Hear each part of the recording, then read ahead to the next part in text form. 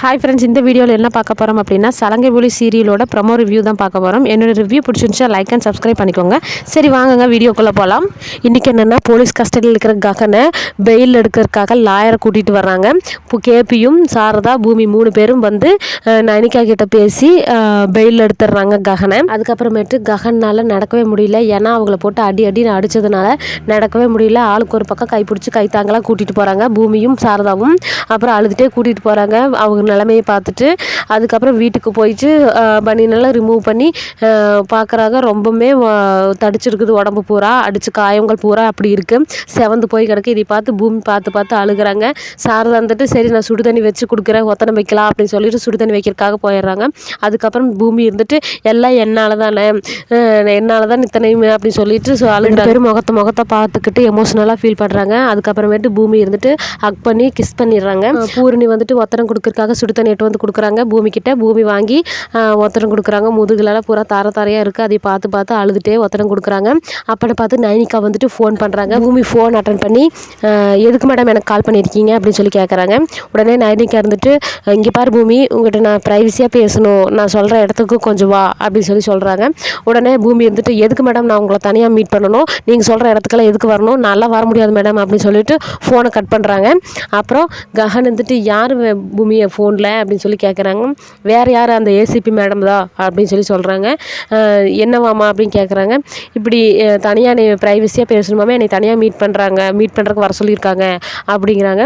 அப்படியா, அப்போ என்னன்னு தெரியல, நீ போய் பேச வேண்டியதானே அப்படிங்கிறாங்க. இல்லை எனக்கு சுத்தமாக விருப்பமே இல்லை, உங்களை இப்படி துன்புறுத்தி அடித்து இந்த அளவுக்கு காயப்படுத்தியிருக்கிறவங்களோட போய் நான் பேசுகிறோமா, எனக்கு பேசுறதுக்கு சுத்தமாக விருப்பம் இல்லை அப்படிங்கிறாங்க. உடனே ககன் வந்துட்டு இங்கே பாரு, அந்த ஏசிபி மேடம் ரொம்பவே ஆஃபீஸர், யார் தப்பு செஞ்சுருந்தாலும் கரெக்டாக தண்டிக்கிறாங்க. அப்படி இருக்கிற அவங்க ஏதோ காரணம் இல்லாமல் முன்ன வர சொல்ல மாட்டாங்க. நான் சொல்கிறேன் இல்லை நீ போ அப்படின்னு சொல்கிறாங்க. எனக்கு சுத்தமாக விருப்பம் இல்லை, ஆனால் நீங்கள் சொல்கிறேங்கிறக்கொசரம் நான் போய் பார்க்குறேன் அப்படின்னு சொல்லிடுறாங்க. இன்னொரு பக்கம் அபூர்வா வந்துட்டு மீரா கிட்ட வத்தி வைக்கிறாங்க. இப்படி உங்கள் வீட்டுக்காரர் வந்து எங்கேயும் வெளியே வேலையாக போகலை, ககனை பெயில் எடுக்கிறதுக்காக தான் போயிருக்கிறாங்க.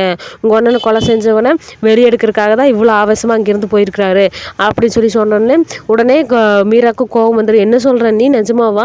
அவர் வெளியே வேலையாக தானே போயிருக்கேன்னு என்கிட்ட சொன்னார் அப்படின்னு. வெளியெல்லாம் எந்த வேலையும் இல்லை, அவர் இந்த வேலைக்காக தான் மெயினாக போயிருக்காரு அப்படின்னு சொல்கிறாங்க. உடனே அபூர்வாவோட சித்தி இருந்துட்டு இங்கே பாரு, புருஷன் நான் சொல்கிற பேச்சு கேட்கலின்னா அடி கூட கொடுக்கறதுக்கு தயங்கக்கூடாது. பாசம் எடுக்கிறப்ப முத்தம் கொடுக்கலாம், கோபம் இருக்கிறப்ப அடியும் கொடுக்கலாம். அதனால் உன் புருஷன் வந்துச்சுன்னா அடித்து திருத்து அப்படின்ட்டு சொல்கிறாங்க. உடனே நான் எப்படி அவங்கள பேசிக்கிறேன், அவர் வரட்டும் அப்படின்னு சொல்லிட்டு மீரா உள்ளே போயிடுறாங்க. அதுக்கப்புறமேட்டு பூமியும் நைனிகாவும் தனியாக மீட் பண்ணி பேசுகிறாங்க. அதில் வந்துட்டு அபூர்வா தான் அந்த பையனுக்கு பணம் கொடுத்து இப்படி ககன் மேலே பழைய தூக்கி போட சொன்னாங்களா அப்படின்னு சொல்லி கண்டுபிடிக்கிறதுக்காக ஒரு பிளான் பண்ணுறாங்க. அதில் வந்துட்டு என்னென்னா அபூர்வா கண்ணில் படுற மாதிரியே பூமி வந்துட்டு ககன்கிட்ட ஃபோனில் பேசுகிற மாதிரி பேசுகிறாங்க. என்னங்க ராஜரத்னம் பையன்கிட்ட பேசுனீங்களா, அபூர்வா தானே இந்த பழியும் உங்கள் மேலே போட சொன்னான், அதனால உங்களுக்கு எவ்வளோ பணம் வேணாலும் கொடுக்குறேன்னு சொல்லுங்கள், அப்போ தான் உண்மையை ஒத்துக்குவா. எப்படியும் பணத்துக்காக தான் அபூர்வா கிட்ட பணத்தை வாங்கிட்டு உங்கள் மேலே பணியை போட்டிருப்பான். அதே மாதிரி நீங்கள் அவளுக்கு மேலே பணம் அதிகமாக கொடுத்தா தான் அவன் வந்துட்டு எல்லா உண்மையும் ஒத்துக்குவான். அதனால் நீங்கள் பணத்தை கொடுத்துருங்க அப்படின்னு சொல்லிட்டு அவங்க கண்ணில் படுற மாதிரியே பேசுகிறாங்க. இதை கேட்டுட்டு அபூர்வா ஓடி போய் தனியாக அந்த பையனுக்கு கூப்பிட்டு பேசுகிறாங்க. டே என்னடா பேசிகிட்டு இருக்க, அவங்க என்ன சொன்னாலும் சரி, எவ்வளோ பணம் கொடுத்தாலும் சரி, நான் தான் செய்ய சொன்னேன்னு மட்டும் நீ ஒத்துக்காத அப்படின்னு சொல்கிறாங்க. இது எல்லாத்தையும் வீடியோ ரெக்கார்ட் பண்ணிடுறாங்க பூமி. அப்புறம் இது எல்லாம் எடுத்துகிட்டு போய் ஐனிகா கிட்ட காட்டுறாங்க.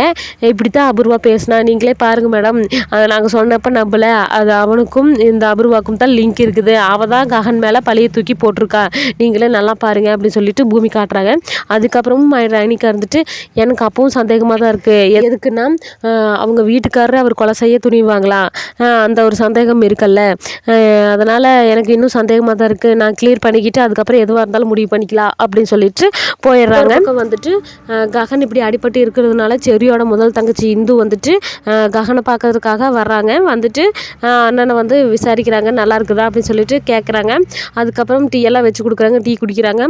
அப்பன்னு பார்த்து அவங்களோட பாட்டி வராங்க, அதாவது கேபியோட அம்மா வராங்க.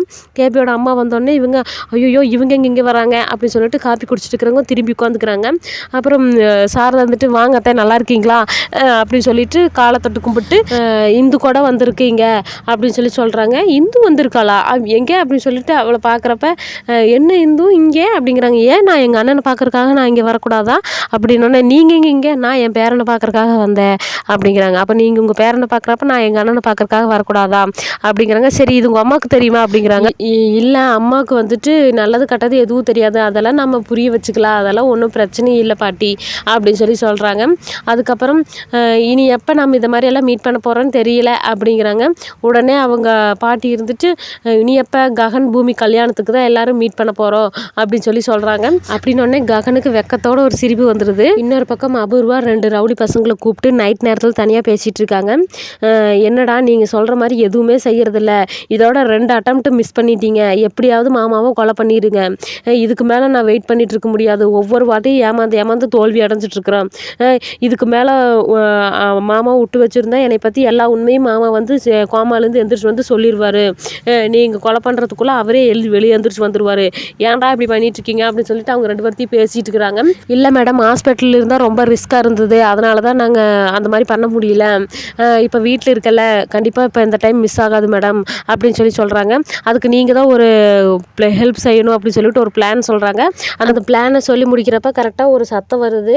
அந்த பக்கம் பார்த்தா அபூர்வாவோட சித்தி இது எல்லாத்தையும் கேட்டுடுறாங்க. இதை பார்த்தோன்னா அபூர்வாவுக்கு ஷாக் ஆயிடுது. என்ன சித்திங்க அப்படிங்கிறாங்க. அவங்க நடுங்கிட்டே ஒன்றும் இல்லை அப்படின்னு சொல்லிட்டு நடுங்கிட்டே வர்றாங்க. எதுக்கு சித்தி இப்படி பண்ணுற அப்படிங்கிறாங்க. நான் எல்லாத்தையுமே கேட்டுட்டேன், என்னை ஒன்றும் பண்ணிடாதம்மா, என்னை ஒன்றும் பண்ணிடாத, நான் யார்கிட்டையும் எதுவும் சொல்ல மாட்டேன், நீ தான் கொலை பண்ண பார்த்தேன்னு சொல்லிட்டு நான் எதுவும் சொல்ல மாட்டேன் அப்படிங்கிறாங்க. உடனே இருந்துட்டு பயப்படாத சித்தி, இதெல்லாம் உங்ககிட்டயே ஒரு நாளைக்கு நான் சொல்லணும்னு தான் நினச்சேன், சரி விடு, இன்றைக்கே நீ கேட்டல, இன்றைக்கே நான் சொல்கிறேன் அப்படின்னு சொல்லிட்டு நடந்தது அந்த அன்றைக்கி என்ன நடந்துச்சுன்னு சொல்லி சொல்கிறாங்க. அந்த அன்றைக்கி நைட்டு வந்துட்டு சரத்சந்திரா கெஸ்ட் ஹவுஸுக்கு போயிட்டு இப்படி பூமி மேலே இருக்கிற கோவத்தில் ஓவராக ட்ரிங்க்ஸ் பண்ணிவிட்டு இருந்திருக்காரு. அது பத்தாததுக்கு கேபி வேற வந்துட்டு இப்படி எல்லாத்துக்கும் காரணம் அபூர்வா தான், சோபா சந்திராவை கொலை பண்ணதே அபூர்வா தான் அப்படின்னு எல்லாத்தையும் சொல்லியிருக்காங்க. இதை கேட்டுட்டு அவங்களுக்கு மனசு தாங்காமல் சரி ஏதாவது ஒன்று இவளை பண்ணி கண்டுபிடிக்கணும் அப்படின்னு சொல்லி சரத்சந்திரா அவங்க வேலைக்காரன் ஒருத்தர் வர சொல்லி சிம்மு வாங்கிட்டு வர சொல்லுவாங்க, புது சிம்மு. அவங்களும் வாங்கிட்டு வந்து கொடுத்துருப்பாங்க. இது யாருக்கும் தெரியாதுல்ல இந்த சிம்மு வாங்குறது அப்படின்னு, யாருக்கும் தெரியாது, என் பேரில் தான் வாங்கியிருக்கேன் அப்படின்னு சொல்லி சொல்கிறாங்க. சரி நீ போயிட்டு வா அப்படின்னு சொல்லிட்டு அந்த சிம்மை வாங்கி அபூர்வாக்கு கால் பண்ணுறாங்க. ஃபோனில் போட்டு அபூர்வா கால் பண்ணுறாங்க. கால் பண்ணிவிட்டு இப்படி வேறு வாய்ஸில் பேசுகிறாங்க. என்ன மேடம் நான் டிரைவர் பேசுகிறேன் அப்படின்னு சொல்லி சொல்கிறாங்க. எந்த டிரைவரு அப்படிங்கிறாங்க. சோபா சந்திராவோட டிரைவரு அப்படின்னு சொல்லி சொல்கிறாங்க. உடனே அபூர்வாக்கு ஷாக் ஆயிடுது. நீ எதுக்குடா இந்நேரத்துக்கு கால் பண்ணியிருக்கேன் அப்படின்னு சொல்லி கேட்குறாங்க. உங்ககிட்ட நான் தனியாக பேசணும் அப்படிங்கிறாங்க. சரி சொல்லு என்னடா அப்படின்னு சொல்லி கேட்குறாங்க. நான் வந்துட்டு உங்கள் வீட்டுக்காரரை பார்த்தேன், அவரை பார்த்துட்டு எனக்கு அவருக்கும் ரகையாகி நான் அவரை வந்துட்டு கொன்னுட்டேன் அப்படின்னு சொல்லி சொல்கிறாங்க. என்னடா சொல்கிறேன் அப்படிங்கிறாங்க. ஆமாம் நான் கொன்னுட்டேன் அப்படின்னு சொல்லி சொல்கிறாங்க. அப்புறம் உடனே மாமான்னு சொல்லிட்டு ஃபோனை வச்சுட்டு கெஸ்ட் ஹவுஸ்க்கு ஓடி வராங்க. அங்கே போய் பார்த்தா துப்பாக்கி கையில் இருக்குது. அப்படியே அவர் செத்த மாதிரி ஆக்டிங் விடுறாங்க. அப்படியே படுத்துட்டு இருக்காங்க, தலையிலலாம் ரத்தம் போயிட்டுருக்கு. அப்புறம் இவங்க போனோன்னே இறந்துட்டாங்க என்னமோ அப்படின்னு நினச்சிட்டு, ஐயோ மாமா என்னாச்சு மாமா, நீ இல்லாமல் எனக்கு வாழ்க்கையே இல்லையே, உனக்காக தான் மாமா எல்லாமே நான் செஞ்சேன், மாமா நீ தான் என்னோட உயிர் மாமா அப்படி இப்படின்னு சொல்லிட்டு அழுதுட்ருக்காங்க. அப்போன்னு பார்த்து அந்த டேபிளில் ஒரு பேப்பர் இருக்குது. அந்த பேப்பரை பார்க்குறாங்க. அதில் வந்துட்டு சரத்சந்திரா ஒரு லெட்டர் எழுதி வச்சுருப்பாரு.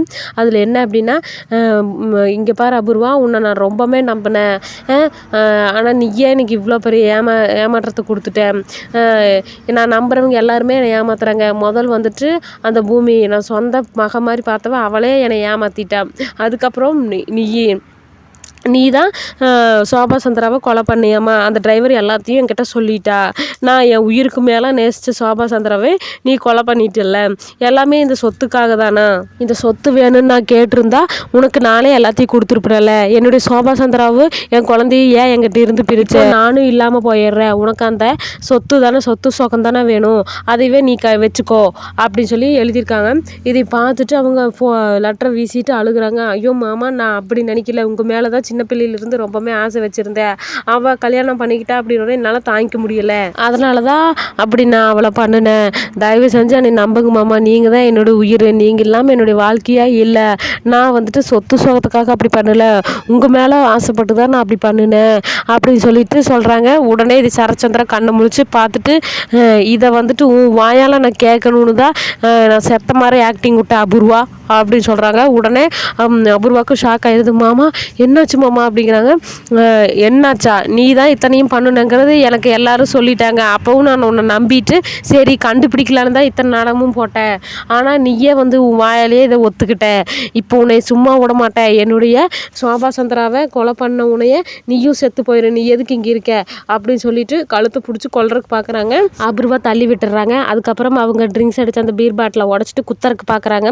அப்புறம் அபூர்வா கையை பிடிச்சி தள்ளி விட்டுறாங்க. அந்த பீர் பாட்டில் அவங்களே போய் குத்திடுறாங்க. அப்படியே கீழே விழுந்து கிடக்குறாரு சரச்சந்திரா. இது அபூர்வா பார்த்துட்டு என்ன சத்தமே காணும் அப்படின்னு சொல்லிட்டு என்னாச்சு மாமா அப்படின்னு சொல்லிட்டு திருப்புறாங்க. கரெக்டாக அந்த பீர் பாட்டில் வயிற்றுல குத்திருக்கு. அப்புறம் அவங்க அப்படியே இறந்துருப்பாங்க. அதை பார்த்துட்டு மாமா ஐயோ என்னாச்சு மாமா, நான் எதுவும் பண்ணல மாமா, உன்னையே எந்திரி மாமா அப்படின்னு சொல்லிட்டு கேட்பாங்க. அதோட எபிசோடு முடிஞ்சிருது. தேங்க்யூ.